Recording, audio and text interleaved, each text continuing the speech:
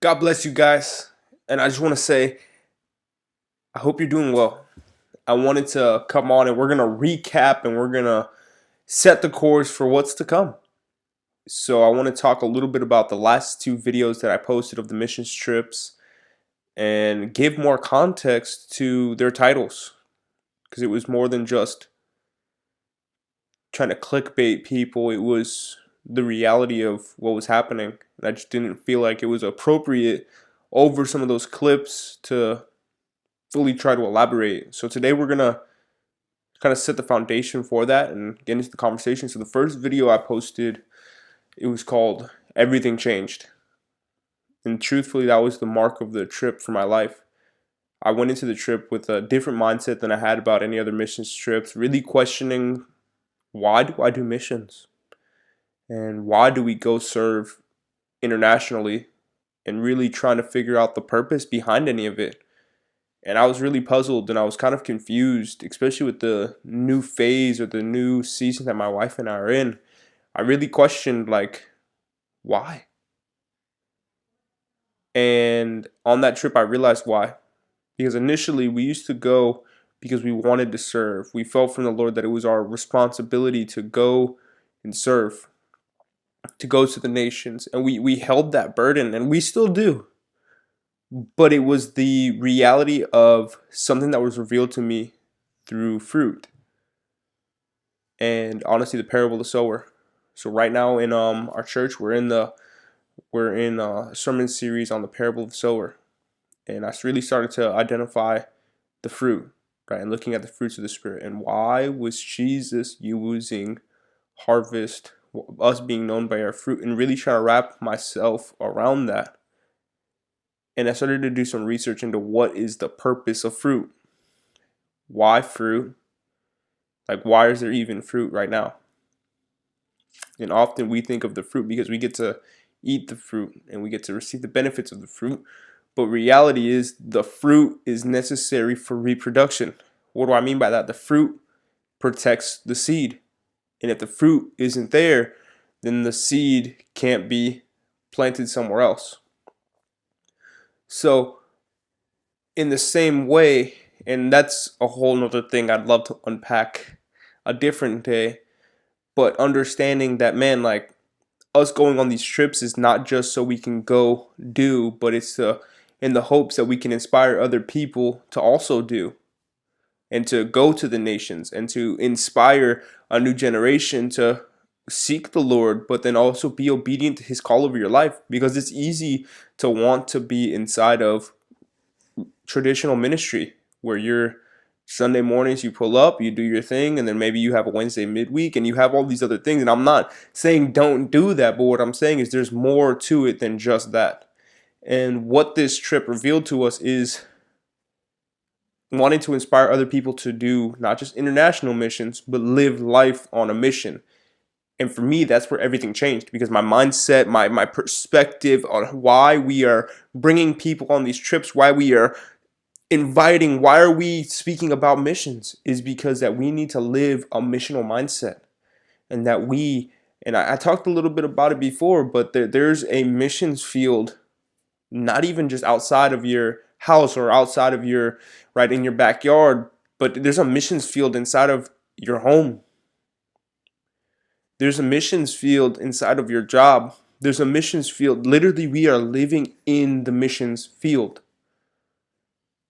And we sometimes, I think we forget, because we're constantly doing, and we want to turn it off, and that we're at church and it's on, and then and it was just a realization of, no, like, this is just life. Like, this is how we're supposed to be living, and we're going to be known by our fruits, because our fruits are taken, and then the seed of that fruit is going to get planted, and you're going to see the reproduction, or disciples making disciples making disciples. And that's what it's about, is advancing the kingdom of God. And I would say for myself, it was so transformative because of the new perspective or the new role. Because sometimes we go on the mission trip because we want to go, right, love on the kids, we form connections, we done, and that's where it was changed. And that's kind of the setup for what happened on this trip and what I was trying to allude to in that first video. The second part of this, and I don't remember exactly the title, but I think it was like we didn't expect this, or it was something about being speechless, or just something along that nature. And it kind of goes right into, and it kind of carries into that theme of everything from that point forward. I started watching and observing the team that we're serving with there. That this is, for us, it's a missions trip, but for them, this is just daily routine. And that's where it was like, man, like we've got to take this home and we've got to start implementing this as soon as possible. Like this is something that we should be doing.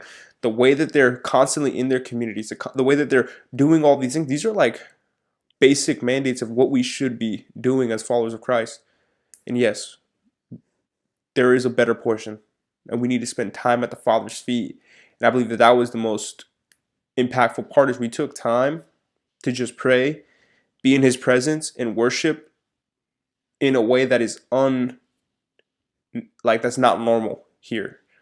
That we set everything aside. We had an agenda, we had a plan, we had all of these things, and we just pushed all of that aside so we could be intentional and just be in the Lord's presence together as a unit, as one team. And I believe that that's a moment that should mark everybody who was there, but then also something that we should be taking home and replicating and doing with our families. Like, do we sit down together as a family and we pause everything that's going on and we seek the face of the Lord together as a unit? Do we as a church, do we as leaders, do we, and I started to be flooded with these things inside of my head, and I was really questioning and thinking about everything of what are we doing and why do we do it? And I started asking myself, is God alone enough for people? Like, is our relationship with the Lord enough for people? And we forget that the reward we get is having a relationship with our God, our Creator. We get to have a relationship with Him through Jesus. And that's remarkable. And I want to inspire, and I want other people to see how beautiful that truly is. That aside from all of the other beautiful things that the Lord does, the fact that we can have a relationship with Him is so humbling. Because truthfully, we don't deserve it, but He desires that. And that's what left me speechless. So as we were going, we were praying for families, and we met with this family with this young boy who had this condition. It was just so humbling, and just really getting with the Lord to say, like, man, like the way He cares for all of us.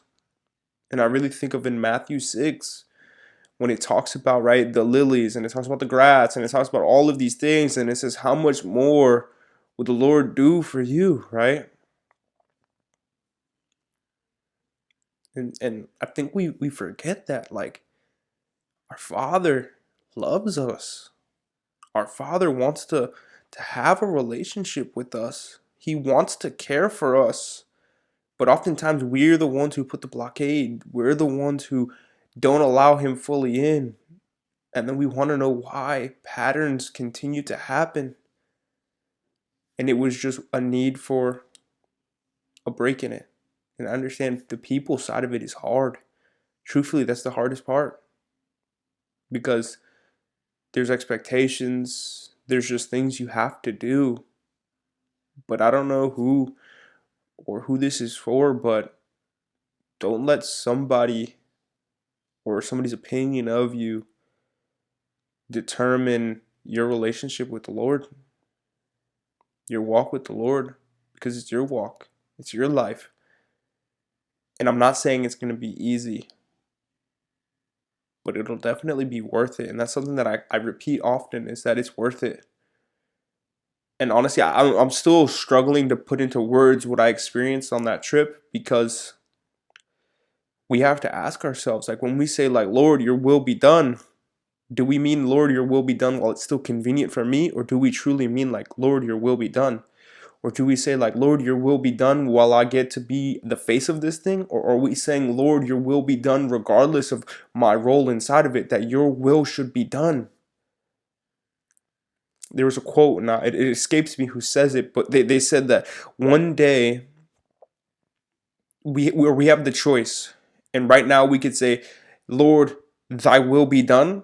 Or one day when we are before the Father, he would say, thy will be done, looking back at us. Like, and that brought me to that place of like, man, like, do we want truly our will to be done and God to fulfill our will so we can say it was a God thing? Or do we just want to be obedient to God's will regardless of what it looks like?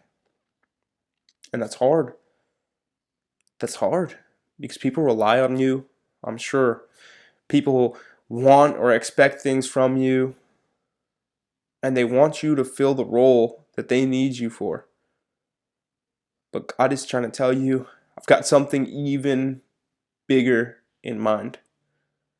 But I need you to be honest and say, Lord, your will be done. So for whoever that's for today, your will be done.